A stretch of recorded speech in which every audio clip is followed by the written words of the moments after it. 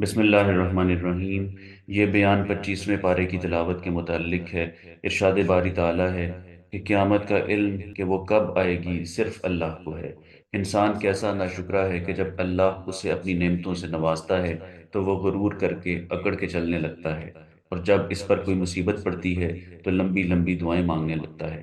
جو لوگ قیامت کے برپا ہونے میں شک کرتے ہیں وہ یہ حقیقت خوب سمجھ لیں کہ اللہ ہر چیز پر قادر ہے۔ اس کے بعد سورہ شورا شروع ہوتی ہے۔ ارشاد ہوا ہے کہ اس میں تعجب کی کوئی بات نہیں ہے کہ ہم وحی کے ذریعے سے پیغمبروں کو اپنی کتاب کا علم عطا کرتے ہیں۔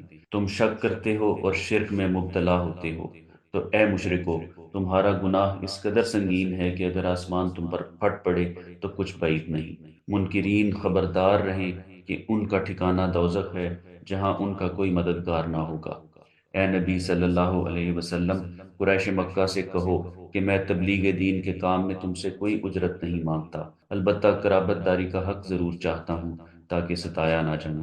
بھلائی کرنے والوں کے لیے بھلائی کا اجر اللہ کے ذمے ہے۔ جو شخص بھی صبر کرے اور درگزر سے کام لے تو یہ بڑی ہمت اور حوصلے کی بات ہے۔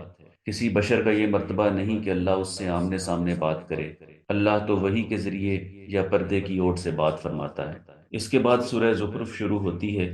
ارشاد باری تعالیٰ ہے کہ مشرک اس غلط فہمی میں مبتلا ہیں کہ ان کی شرارتوں کی وجہ سے وحی کا نزول رک جائے گا، لیکن اللہ نے شرارت پسندوں کے فتنوں کی وجہ سے نہ کبھی پیغمبر بھیجنے بند کیے اور نہ وحی کا نزول رکا، بلکہ الٹا فتنہ پردازوں کو ہلاک کیا گیا۔ اللہ کی نہ کوئی اولاد ہے اور نہ کائنات میں الگ الگ رب ہیں، اور نہ اس کے ہاں کوئی ایسی شفاعت کرنے والا ہے جو جان بوجھ کر گمراہوں کو عذاب سے بچا لے۔ اللہ تعالیٰ پاک ہے ان سب جاہلانہ نسبتوں سے جو یہ نادان لوگ اس کی طرف منسوب کرتے ہیں۔ اس کے بعد سورہ دخان شروع ہوتی ہے۔ اللہ کا ذکر ہے کہ ہم نے قرآن مجید ایک مبارک رات میں نازل فرمایا۔ یہ ایسی رات ہے جس میں ہر امر کی بابت حکیمانہ فیصلے صادر فرمائے جاتے ہیں۔ قرآن کے سننے اور سمجھنے میں اللہ کی رحمت شامل ہے، بشرطے کہ لوگ پختہ یقین رکھتے ہوں۔